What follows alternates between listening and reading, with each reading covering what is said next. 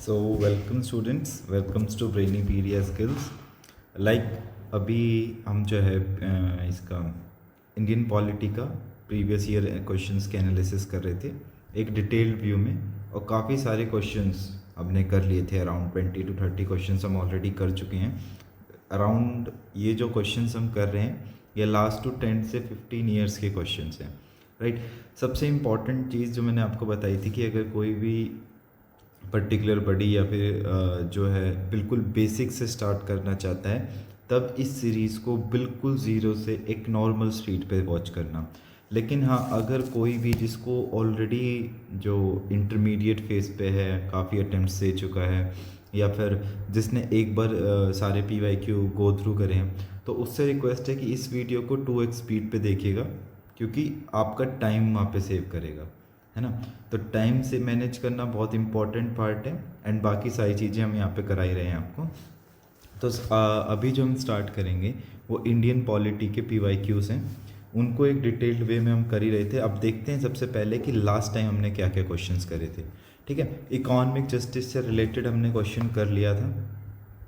फिर उसके बाद हमने ये सिटीजनशिप के ऊपर काफ़ी सारी चीज़ें पढ़ी थी, कैसे फॉर्म हुआ था, ठीक है, ये सारी चीज़ें हमने देखी थी। कौन से पार्ट में मेंशन था, कौन से टाइप्स थे। रिट्स के बारे में तो काफ़ी ज़्यादा डिटेल में पढ़ा था कि रिट्स हमने बोरो कहाँ से किया है, सुप्रीम कोर्ट के कौन से आर्टिकल के अंडर आता है।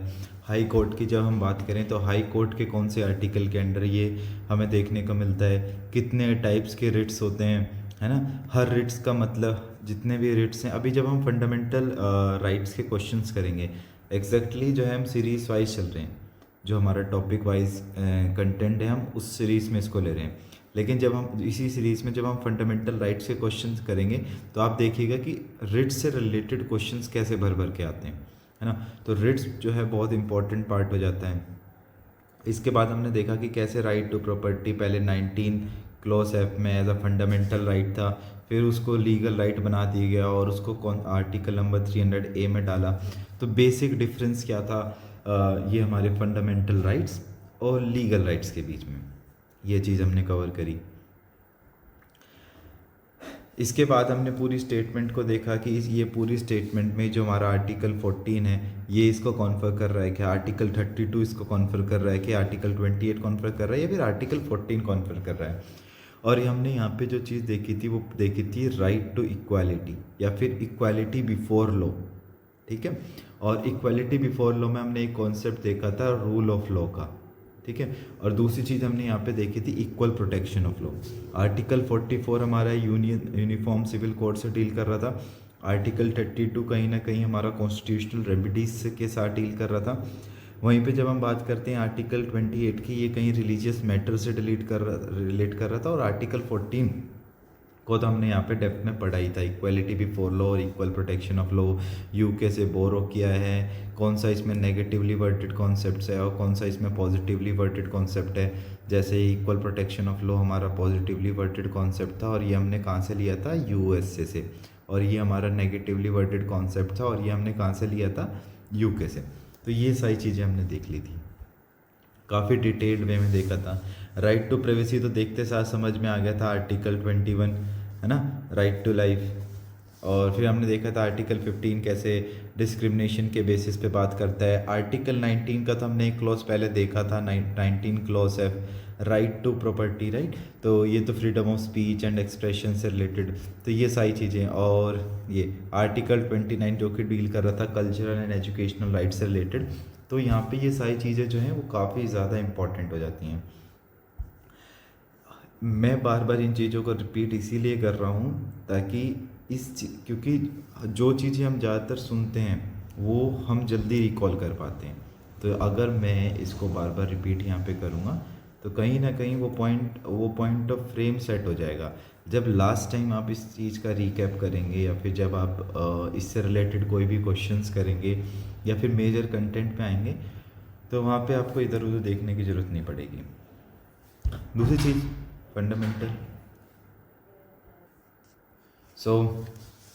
ये हमने देखा कि फंडामेंटल राइट्स कैसे, अनटचेबिलिटी से रिलेटेड बात करी कि अनटचेबिलिटी से रिलेटेड हमारे कौन से आर्टिकल में मेंशन्ड है, या फिर कौन सा राइट हमें कहता है। आर्टिकल 14 से रिलेटेड बात करी थी। फिर उसके बाद राइट टू प्राइवेसी का नेक्स्ट क्वेश्चन आया, और जो ये स्टेटमेंट थी, ये हमने सेम स्टेटमेंट देखी थी 2017 में जो KS पुट्टस्वामी केस हुआ था, उसमें जो सुप्रीम कोर्ट ने स्टेटमेंट दी थी वो ये सेम ही स्टेटमेंट थी। अच्छा, इसके अलावा राइट टू प्राइवेसी में एक और केस हमने डिस्कस किया था, वो केस क्या आप बता सकते हैं कौन सा था?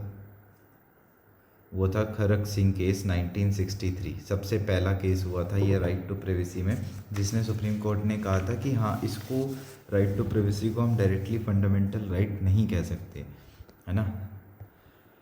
ये चीज़ हो गई थी। इसके बाद हाँ, इसके बाद राइट टू एजुकेशन एक्ट पढ़ा था। इसमें हमने जो है NCTE के बारे में पढ़ा था। NCTE क्या थी? National council for teacher education. और इसके अलावा हमने RTE एक्ट के बारे में पढ़ा, जो कि 2009 में इस्टेब्लिश हुई थी, और क्या क्या डिटेल सी इंफॉर्मेशन इसमें, वो सारी चीज़ें देखी, ठीक है। इसके साथ जैसे ही हम इस पे से जैसे ही हमारा ये पार्ट क्लियर हुआ, हाँ, NCTE जो हमने बताई नेशनल काउंसिल, ये देखो मेंशन है ना यहाँ पे, हाँ, ये हो गया। इसके बाद हमने रूल ऑफ लॉ को पढ़ा कि रूल ऑफ लॉ ऑलरेडी हम पढ़ चुके थे, तो हमने बस उसके बेसिस पे यहाँ पे आंसर दिए कि हाँ भाई, इक्वालिटी बिफोर लॉ तो था ही था, है ना। तो ऑप्शन में जो भी हमारा आंसर होगा उसमें ऑप्शन नंबर 2 तो होगा ही होगा, राइट। तो ऑप्शन नंबर 2 किस में नहीं था? पहले में नहीं था, तो पहला हमारा वैसे ही गलत हो गया था। फिर वहाँ पे हमने लिमिटेशन ऑफ पावर से रिलेटेड कुछ चीज़ें देखने को दिखी कि वो पावर को कैसे लिमिट करता है, ठीक है। पीपल की रिस्पॉन्सिबिलिटी से रिलेटेड हमने उसमें कुछ नहीं देखा था, तो ये हमारा ऐसे गलत हो गया था, एंड ये वाला क्वेश्चन हमारा हो गया था। ओके, तो जो हम आज स्टार्ट करेंगे वो इस क्वेश्चन से स्टार्ट करेंगे। सबसे पहले तो क्वेश्चन को रेफर कर लेते हैं कि क्वेश्चन एग्जैक्टली कह क्या रहा है, राइट। सो हमारा ये क्वेश्चन है, Which of the following are envisaged by the right against exploitation in the Constitution of India? Right against exploitation में हमें कौन सी चीज़ें देखने को मिलती हैं, ठीक है। अच्छा, ये जो पार्ट 3 है हमारे इंडियन कॉन्स्टिट्यूशन का, फंडामेंटल राइट, वो राइट टू एक्सप्लॉइटेशन हमें उसके अंदर देखने को मिलता है, ठीक है। अब सबसे पहला question, right against exploitation, exploit करने का मतलब क्या होता है? भाई, मैं आपको ज़बरदस्ती एक्सप्लॉइट करूँ, आपकी जो प्राइवेसी हो गई या फिर आपकी जो लाइफ हो गई, मैंने आपको किडनैप कर लिया, ठीक है। किडनैप करने के बाद मैं आपको लेके आपसे मैंने भीख मंगवाई, तो ये क्या है? मैं आपको ज़बरदस्ती तो वो करवा रहा हूँ वो काम, तो वो क्या है? एक्सप्लॉइट करना हो गया। मेरे को पता है कि आप 10 साल के हो और एक पर्सन है 25 साल का, मुझे पता है, ये एक्सपीरियंस है। अगर मैं इसको काम पे रखूँगा तो मुझे इसे 10,000 देने पड़ेंगे, लेकिन क्योंकि आप छोटे थे तो मैं आपको 5,000 में मनवा लूँगा कि हाँ भाई, मैंने 5,000 रुपये आपको दिए और आप मेरे लिए ये काम कर दोगे, राइट। तो ये चीज़ होगी यहाँ पे, तो ये चीज़ जो होती है वो एक्सप्लॉइटेशन ही तो हो गया। अब सबसे पहला पॉइंट इसमें आता है कि prohibition of traffic in human beings and force labour, same चीज़ मैंने आपको बताई, तो ये ऑप्शन तो ऑटोमेटिकली सही हो जाएगा, राइट। इसके बाद आता है दूसरा, एबॉलिशन ऑफ अनटचेबिलिटी। तो अनटचेबिलिटी तो हमने आर्टिकल 17 में देखा था, और आर्टिकल 17 में एक्सप्लॉइटेशन जैसा तो कुछ है ही नहीं अनटचेबिलिटी में, तो ये ऑप्शन तो हमारा ऐसे ही गलत हो जाएगा। दूसरा है protection of the interest of minorities की जब हम बात करते हैं, ये हम कल्चरल एंड एजुकेशनल राइट्स में हमें देखने को मिलेगा इससे रिलेटेड, और ये ऑप्शन भी हमारा एग्जैक्ट तो सही नहीं होगा बिल्कुल भी, क्योंकि इसका तो एक्सप्लॉइटेशन से कोई मतलब ही नहीं। जब अगर आप माइनॉरिटीज़ को इंटरेस्ट प्रोटेक्ट कर रहे हो तो उसका क्या मतलब एक्सप्लॉइटेशन से? तो ये ऑप्शन भी गलत, ये हमने 17 में देखा, ये हमने 29 में देखा, दोनों गलत। Prohibition of employment of children in factories and mines, same example मैंने अभी आपको दिया था, तो हमारा ऑप्शन 4 और ऑप्शन 1 सही है। आंसर क्या हो गया हमारा? 1 और 4, ये तो हमारा आंसर हो गया। अब क्योंकि हमें सिर्फ आंसर नहीं निकालना था, हमें यहाँ पे ये देखना था कि अगर हम ये ऑप्शन हमारा सही है तो इस ऑप्शन को सही होने के पीछे रीज़न क्या है, ठीक है। देखो, ये जो दोनों ही चीज़ें हैं, ये वाला जो पॉइंट है ये हमें आर्टिकल नंबर 23 में देखने को मिलेगा, और ये वाला जो पॉइंट है ये हमें आर्टिकल नंबर 24 में देखने को मिलेगा, ठीक है। अब दोनों ही आर्टिकल को थोड़ा सा डिटेल में पढ़ते हैं। स्टार्ट करते हैं कि जो हमारा इंडियन कॉन्स्टिट्यूशन का पार्ट 3 है, ठीक है, जो कि फंडामेंटल राइट्स हैं, जिसके अंदर फंडामेंटल राइट्स मेंशन्ड हैं, वो हमें प्रोवाइड करता है ये सारे आर्टिकल्स, राइट अगेंस्ट एक्सप्लॉयटेशन। और इसके अंदर स्पेसिफिकली आर्टिकल 23 और 24 में हम ये दोनों चीज़ें देखने को मिलती हैं। आर्टिकल 23 एग्जैक्टली कहता है it prohibits of traffic in human beings and forced labour, ठीक है। इसका मतलब ये हो गया कि ह्यूमन बीइंग की जो ट्रैफिकिंग होती है, लाइक भाई उनको उठा लेना और फिर उनसे भीख मंगवाना या फिर कुछ और काम करवाना, और इसी तरीके के अन्य तरीके के जो फोर्स लेबर के वेज हैं, जितने भी तरीके हैं, वो सारे प्रोहिबिटेड हैं, ठीक है। और ये स्टेट की ड्यूटी है कि वो इन सब पे एक्शन ले और इन सब को जो है प्रिवेंट करने की कोशिश करे। इसके अलावा स्टेट जो है किसी भी तरीके का डिस्क्रिमिनेशन नहीं करेगी इन टाइप की सर्विसेज में, कि भाई किसी भी तरीके का डिस्क्रिमिनेशन नहीं करेगी किसी भी ग्राउंड में, जैसे रिलीजन हो गया, रेस हो गया, कास्ट हो गया, क्लास हो गया, या फिर कुछ भी इस तरीके का, जो ये सारी चीज़ें मेंशन करी, इस तरीके से जो स्टेट है वो डिस्क्रिमिनेशन नहीं करेगी। तो सबसे पहले हमने देख लिया 23 में क्या मेंशन है।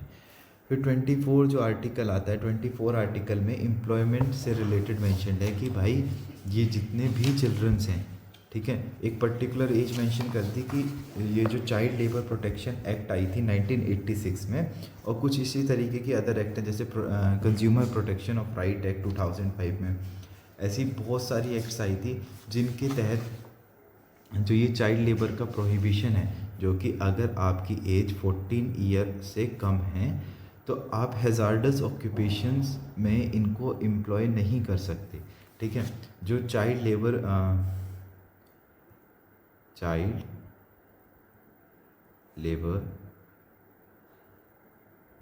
प्रोटेक्शन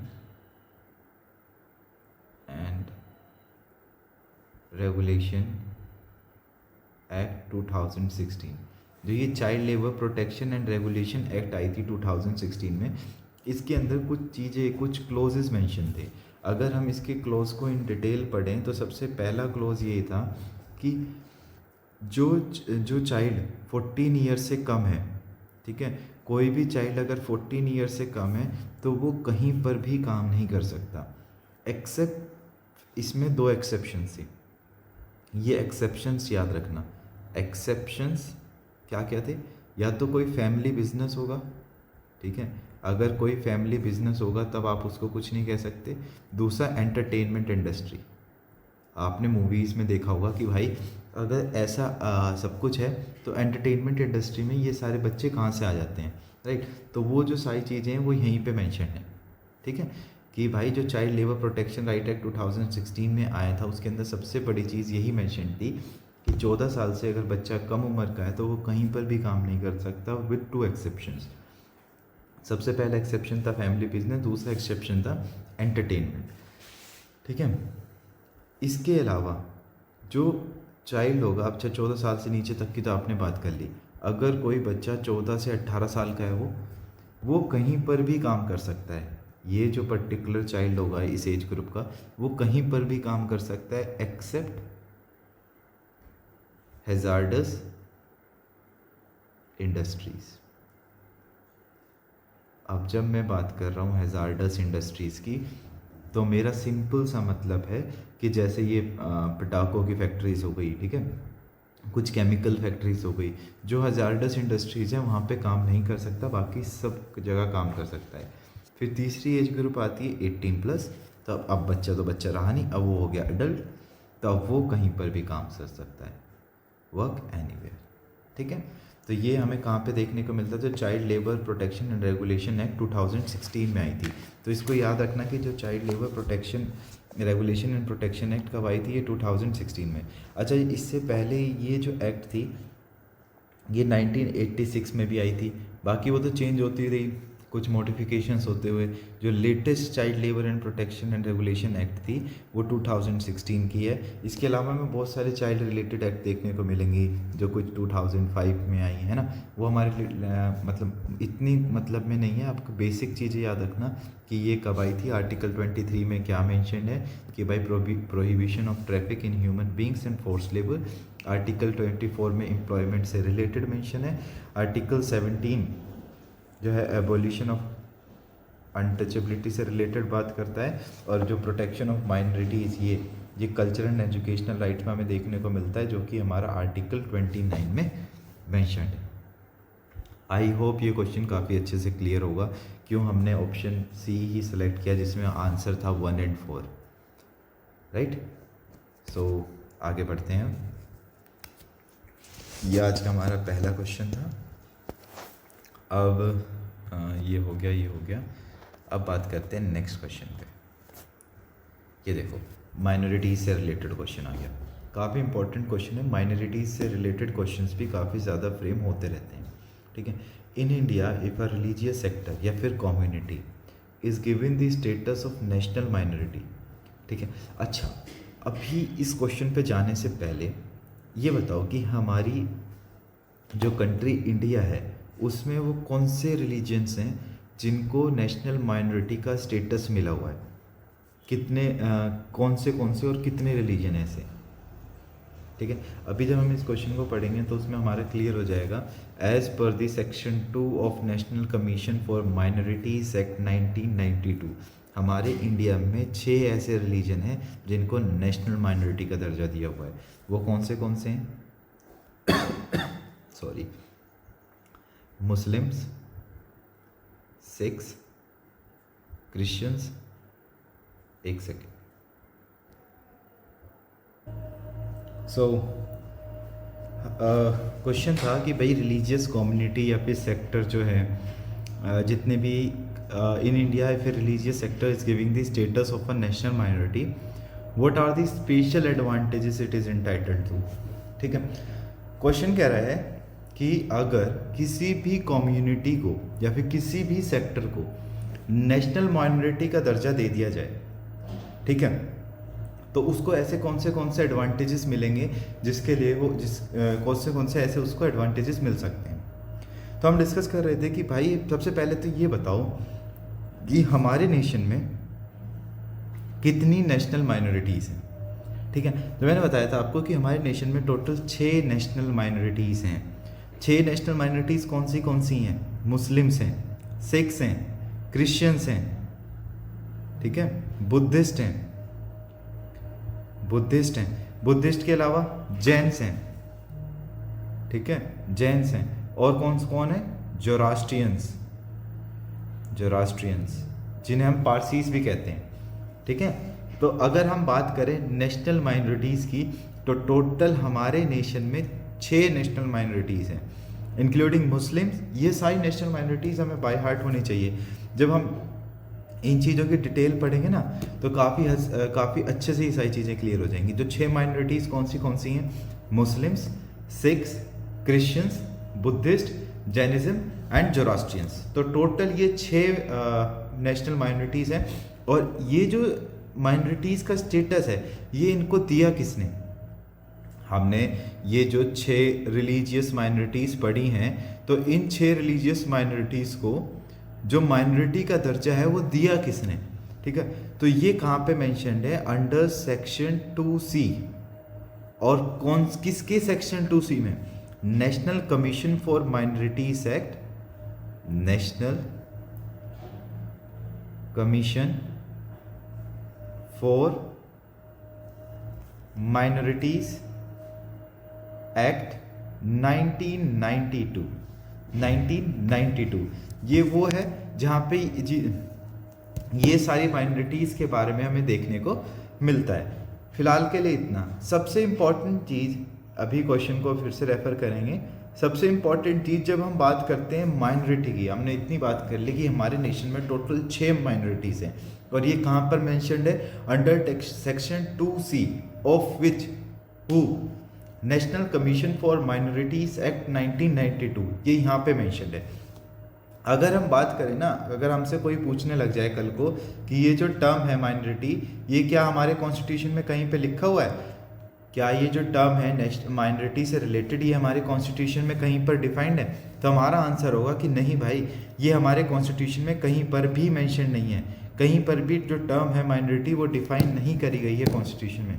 कॉन्स्टिट्यूशन के किसी भी प्रोविज़न में हमें ऐसा माइनॉरिटी वाला टर्म नहीं देखने को मिलता है। ठीक है, ये बस national commission for minorities act जो है 1992 में जो बनी थी, ये कहता है कि माइनॉरिटी जो है वो रिलीजन्स मतलब माइनॉरिटी वो कम्युनिटी है जो कि हमें सेंट्रल गवर्नमेंट बता देती है कि ये है।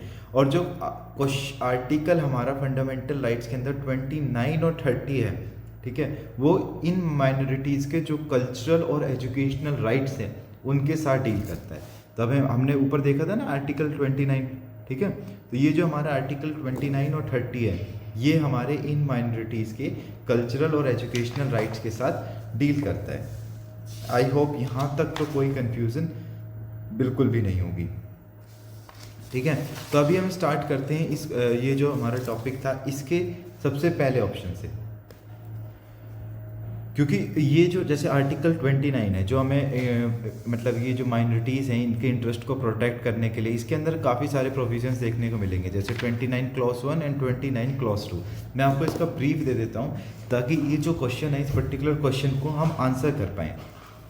29 क्लॉज 1 हमें 29 क्लॉज 1 जो है, पहली बात तो सबसे पहले ये याद रखना कि आर्टिकल 29 जितने भी माइनॉरिटीज़ हैं उनके इंटरेस्ट को प्रोटेक्ट करता है। ठीक है, आर्टिकल 29 क्लॉज 1 ये कहता है कि इंडियन सिटीजन का कोई भी सेक्शन जो कि इंडिया में रह रहा है, जिसकी एक अलग लैंग्वेज है, जिसकी एक अलग स्क्रिप्ट है, जिसका एक अलग कल्चर है, ठीक है, उसके पास राइट है कि वो अपने उस लैंग्वेज को, उस कल्चर को, उस पर्टिकुलर स्क्रिप्ट को प्रिजर्व कर सके। ठीक है, अब भाई तुम्हारा अपना एक लैंग्वेज है, तुम्हारा अपना एक कल्चर है, हम उसको क्यों ख़राब करेंगे? ठीक है, तो तुम्हारे पास राइट है, तुम अपने उस पर्टिकुलर लैंग्वेज, कल्चर और स्क्रिप्ट को प्रोटेक्ट कर सकते हो। ठीक है, वहीं पे जो हमारा आर्टिकल 29 क्लॉज 2 है वो कहता है कि कोई भी सिटीज़न को डिनाई नहीं किया जा सकता किसी भी एजुकेशनल इंस्टीट्यूट में एडमिशन के लिए, जिसको स्टेट से मतलब जो वो पर्टिकुलर इंस्टीट्यूट है जो कि स्टेट से एड रिसीव कर रहा है। ठीक है, mainly on the grounds of religion, race, caste and language, या फिर इनमें से कोई भी। ठीक है, मेनली इन चारों ग्राउंड पे किसी भी सिटीजन को किसी भी एजुकेशनल इंस्टीट्यूट में एडमिशन के लिए डिनाई नहीं कर सकते आप। ठीक है, अभी जब फंडामेंटल राइट्स में इस टॉपिक को करा जाएगा तो काफ़ी डिटेल में ये चीज़ होगी। मेरे को आपको एक ब्रीफ देना था, आर्टिकल 29 के दोनों क्लॉसेस में एग्जैक्टली मेंशन किया है कैसे ही आर्टिकल 29 क्लॉज 1 में ये मेंशन है कि भाई आपकी जो कल्चर है, आपकी अपनी स्क्रिप्ट है, आपकी अपनी लैंग्वेज है, आप उसे कैसे प्रिजर्व करोगे, और आर्टिकल 29 क्लॉज 2 में कैसे एजुकेशनल इंस्टीट्यूशंस में जो ये डिस्क्रिमिनेशन होना था इन बेसिस पे, लैंग्वेजेस के बेसिस पे, रिलीजन के बेसिस पे, कास्ट के बेसिस पे, कैसे ये नहीं रोका जा रहा है। ठीक है, इसके बाद जब हम बात करते हैं हमारे आर्टिकल 30 की, आर्टिकल 30 में जो आर्टिकल 30 है बेसिकली ये माइनॉरिटीज़ को राइट देता है अपने एजुकेशनल इंस्टीट्यूट स्टैब्लिश करने के लिए। ठीक है, माइनॉरिटी का जो बेसिक क्लासिफिकेशन हमें देखने को मिलता है वो दो बेसिस पे हमें देखने को मिलता है। सबसे पहले तो लैंग्वेज के बेसिस पे होगा या फिर होगा रिलीजन के बेसिस पे। ठीक है, ये दोनों चीज़ें आप याद रखना। और सबसे इम्पॉर्टेंट फैक्ट इसमें यही था कि जो माइनॉरिटी वर्ड है ये हमारे कॉन्स्टिट्यूशन में कहीं पर भी मेंशन नहीं है। कल को ये क्वेश्चन बन के आ सकता है PYQ में कि क्या माइनॉरिटी, मतलब कोई भी स्टेटमेंट आ जाएगी जिसमें मेंशन्ड होगा माइनॉरिटी हमारी इस कॉन्स्टिट्यूशन में मेंशन्ड है, तो आपको समझ जाना है वहीं पे कि ये हमारा ऑप्शन गलत है। टोटल 6 रिलीजियस माइनॉरिटीज़ हैं जो अभी तक कंसीडर की जा रही हैं। किसने कहा? ये सेक्शन 2C में मेंशन्ड है। National commission for minorities act कब बनी थी? ये 1992 में। अगर आपसे कोई 6 रिलीजियस माइनॉरिटीज़ का नाम पूछ ले तो आप बता सकते हैं कौन सी हैं, starting from Muslim, then Sikhs, then Christians, then Buddhist, then Jainism and the last one is Parsis, जिन्हें जो राष्ट्रियंस भी कहा जाता है। ठीक है, अब आते हैं अपने क्वेश्चन पे। It can establish and administer exclusive educational institutions, क्या ये सही बात है? जो मैंने आर्टिकल 29 क्लोज 2 बताया वो कुछ इससे रिलेटेड नहीं लग रहा आपको? ये ऑप्शन हमारा बिल्कुल सही है। ठीक है, अपनी संस्कृति को प्रिजर्व करने के लिए वो एजुकेशनल इंस्टीट्यूट्स की स्थापना कर सकता है।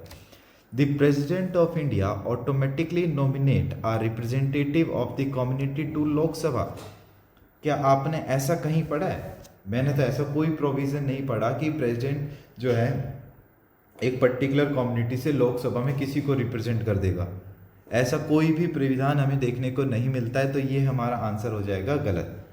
ठीक है, और इससे रिलेटेड जो एजुकेशनल इंस्टीट्यूशन से रिलेटेड है, अभी मैंने आर्टिकल 30 भी आपको बताया, राइट। 30 में मैंने आपको क्या बताया? 30 बेसिकली आर्टिकल इसी उस पर तो डील कर रहा है कि कैसे जो इस्टेब्लिशमेंट हो सकता है इन एजुकेशनल इंस्टीट्यूशंस को, कैसे वो उसको एडमिनिस्टर कर सकते हैं, वो सब इन पे ही डिपेंड करता है। ठीक है, थर्ड और इम्पॉर्टेंट पॉइंट जहाँ पे बच्चे कंफ्यूज थे इस आर्टिकल, देखो हमने सेकंड गलत कर दिया। अब सेकंड हमारा इसमें था, सेकंड हमारा इसमें था। अब हमारे पास ये दो ऑप्शन बचते हैं। ठीक है, तो हमें थर्ड भी हमें आने चाहिए। It can derive benefit from the prime minister 15 point programme. अब थोड़ा सा देख लेते हैं प्राइम मिनिस्टर 15 पॉइंट प्रोग्राम के बारे में। ठीक है, तो अब हम थोड़ा सा इसके बारे में देखते हैं कि जो ये एग्जैक्टली प्राइम मिनिस्टर का 15 पॉइंट प्रोग्राम है ये है क्या। ठीक है, तो प्राइम मिनिस्टर का ये बिल्कुल न्यू प्रोग्राम था जिसमें अलग अलग बहुत सारी स्कीम्स कवर की गई। ठीक है, एग्जैक्टली जो ये 15 पॉइंट प्रोग्राम था, इसके बारे में थोड़ी सी ज़्यादा डिटेल दे देते हैं कि ये जो 15 पॉइंट प्रोग्राम था, ये जो 15 पॉइंट प्रोग्राम था, ये सबसे पहले जो है मतलब ये वाला जो प्रोग्राम है ये माइनॉरिटीज़ के वेलफेयर के लिए इस्टेब्लिश हुआ था। सबसे पहले अगर इसकी फ़र्स्ट लॉन्चिंग की हम बात करें तो ये सबसे पहले लॉन्च हुआ था by then prime minister Indira Gandhi ji ने 1983 में 15 पॉइंट प्रोग्राम सबसे पहले इस्टेब्लिश हुआ था। फिर उसके बाद इसको रिवाइज किया गया किसके एरा में? प्राइम मिनिस्टर मनमोहन सिंह के 2006 में, जिसके अंदर कुछ सोशल और इकोनॉमिक प्रायोरिटीज़ ऐड कर दी गई। इस प्रोग्राम का बेसिक एम था सोशियो इकोनॉमिक, एजुकेशनल और एम्प्लॉयमेंट डेवलपमेंट हो सके। ये जो सोशियो और इकोनॉमिक डेवलपमेंट्स की बात करी गई ये 2006 में जब ये रिवाइज हुआ तब हुई। ठीक है, और एजुकेशनल और बाकी सारी चीज़ें ये पहले से ही थी। जब 1983 में अगर आपसे कोई 15 पॉइंट प्रोग्राम के बारे में बात करे तो आपको पता होना चाहिए कि ये सबसे पहले लॉन्च हुआ था 1983 में by then prime minister Indira Gandhi. फिर ये रिवाइज हुआ 2006 में, मनमोहन सिंह उस टाइम पे प्राइम मिनिस्टर थे, और वही 6 कम्युनिटीज़ के लिए स्पेशली उन्हीं के लिए था ये। इसके अंदर जो बेसिक की एरियाज़ कवर्ड थे वो एजुकेशन था, एम्प्लॉयमेंट रिलेटेड अपॉर्चुनिटीज़ थी, स्किल डेवलपमेंट से रिलेटेड था, हाउसिंग स्कीम्स थी। ठीक है, वुमेन को एम्पावर करने से रिलेटेड कुछ स्कीम्स थी। ये सारी चीज़ें हमें इसमें देखने को मिलती हैं। ठीक है, तो ये हमारा जो माइनॉरिटी रिलेटेड वेलफेयर प्रोग्राम था वो हो गया। हमने पढ़ लिया कि हाँ भाई 15 पॉइंट प्रोग्राम क्या है एग्जैक्टली। अब हमें पता है कि हम 15 पॉइंट प्रोग्राम क्या है। तब ऑप्शन नंबर 1 एंड 3 हमारा सही होगा, तो ऑप्शन नंबर यहाँ से सी बिल्कुल सही होगा। ठीक है, हमने देखा कि कैसे 15 पॉइंट प्रोग्राम क्या है। हमने 29 क्लॉज 1 देख लिया, 29 क्लॉज 2 देख लिया। आपका आधा फंडामेंटल राइट्स यहाँ से कवर हो चुके हैं। ठीक है, तो नेक्स्ट क्वेश्चन, आई होप समझ में आ गया होगा कि 15 पॉइंट प्रोग्राम क्या था, माइनॉरिटी क्या है, कौन से सेक्शन में मेंशन है। ठीक है, कहाँ पे कैसे कैसे माइनॉरिटी से रिलेटेड हम चीज़ें पढ़ रहे हैं। ठीक है, ये सारी चीज़ें आई होप यहाँ तक क्लियर हो गई हों। ठीक है, तो नेक्स्ट क्वेश्चन है, under the Indian constitution concentration of wealth, अगर जो वेल्थ है वो एक हाथ में कॉन्सेंट्रेटेड होगी तो हमारे इंडियन कॉन्स्टिट्यूशन का कौन सा जो बेसिक प्रोविज़न है वो वायलेट होगा। चलो, बहुत अच्छा क्वेश्चन है। मैंने आपको एक चीज़ पढ़ाई थी इंडियन कॉन्स्टिट्यूशन में पार्ट 4 में जो मेंशन्ड है, डी DPSP, हमने इसका आर्टिकल 39 देखा था, वो आर्टिकल सेम था। तो देख रहे हो ये क्वेश्चन अराउंड 2021 का है और कैसे क्वेश्चन रिपीट हुआ है, ठीक है। सो इसको देखते हैं। कंसंट्रेशन ऑफ वेल्थ जो है हमारा डीपीएसपी को वायलेट करता है कैसे। जो आर्टिकल 39 है जो हमारे पार्ट 4 में मेंशन्ड है, जिसके अंदर स्पेसिफिकली हम डीपीएसपी देखते हैं, वो कुछ पर्टिकुलर पॉलिसीज बताता है। वो कहता है कि जो ऑपरेशन है इकोनॉमिक सिस्टम का, जो इकोनॉमिक सिस्टम जिस तरीके से ऑपरेट हो रहा है उसकी वजह से कंसंट्रेशन ऑफ वेल्थ नहीं होना चाहिए किसी भी मीन से, किसी भी मीडियम से, ठीक है।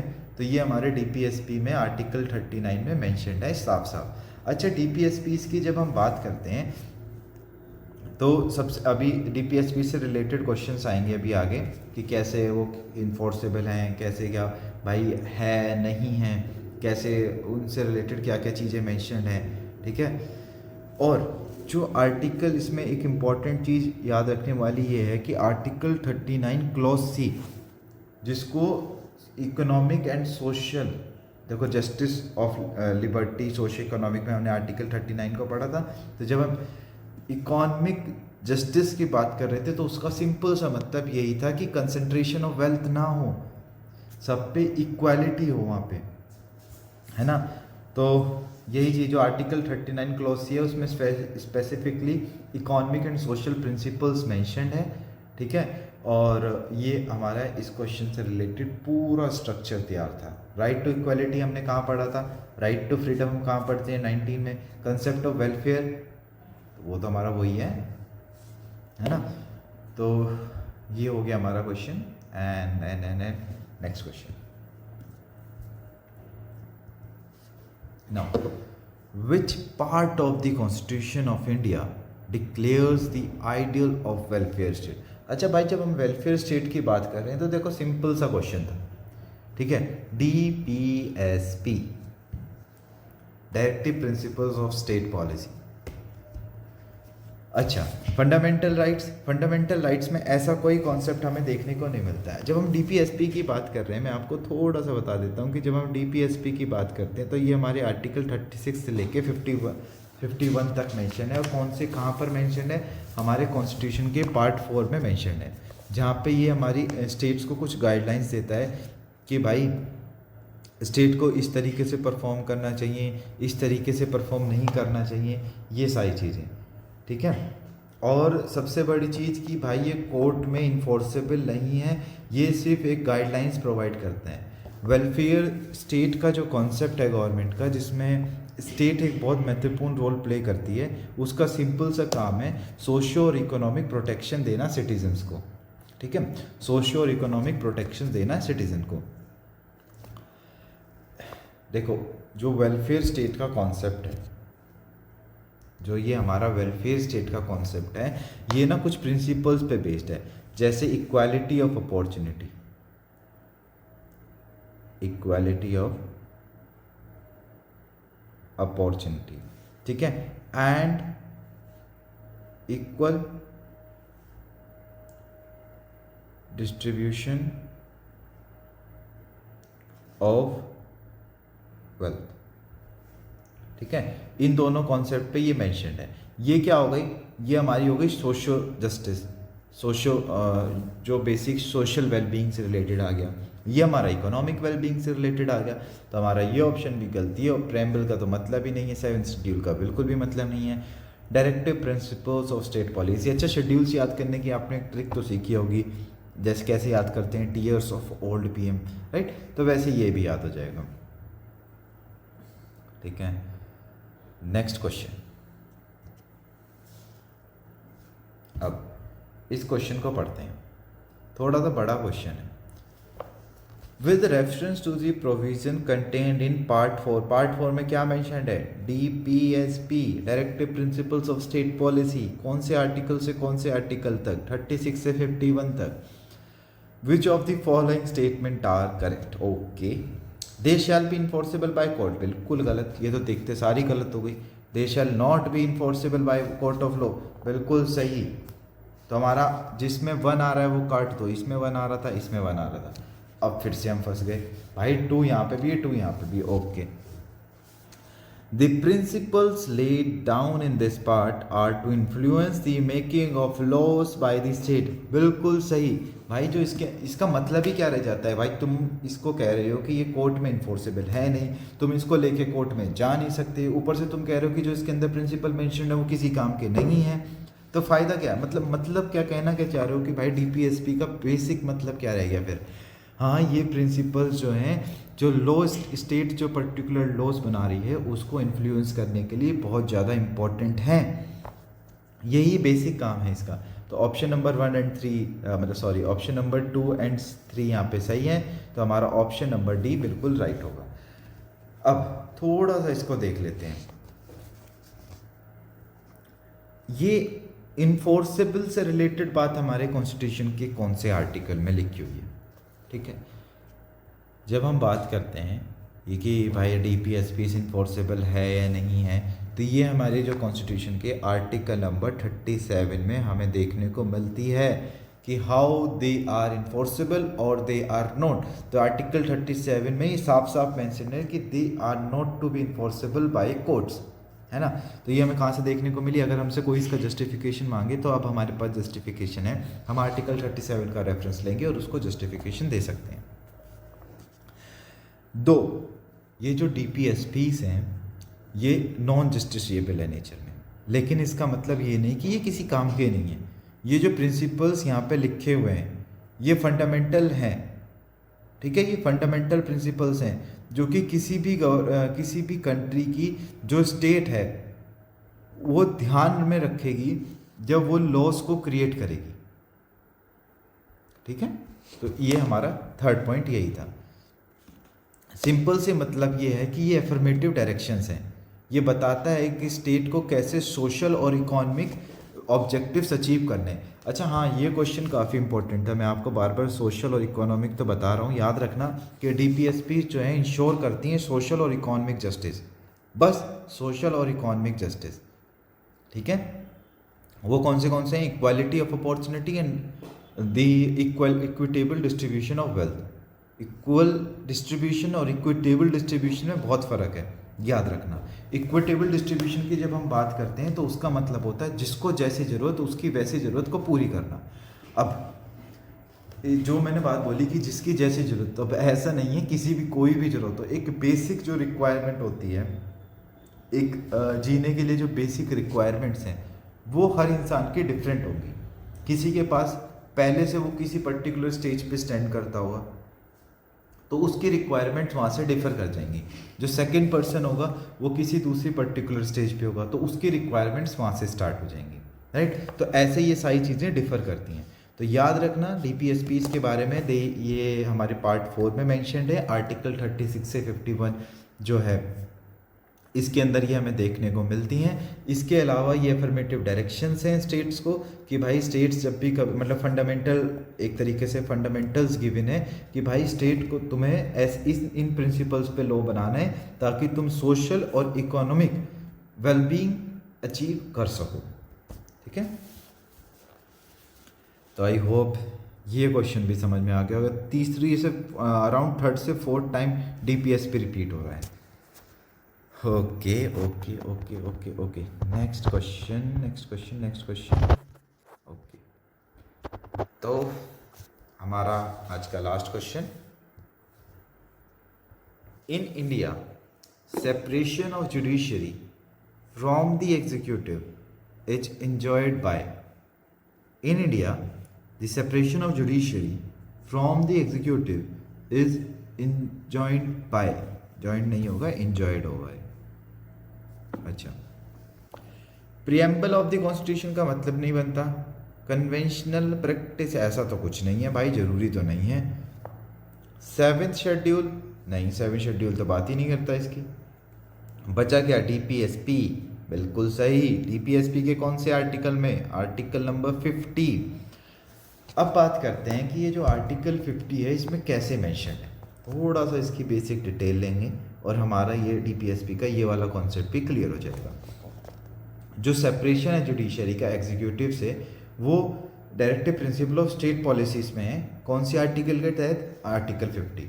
आर्टिकल 50 जो पार्ट 4 में मेंशन है, ठीक है, वो कहता है कि स्टेट ऐसे स्टेप्स ले ताकि जो जुडिशरी हो वो एग्जीक्यूटिव से सेपरेट हो जाए पब्लिक सर्विसेज में, राइट।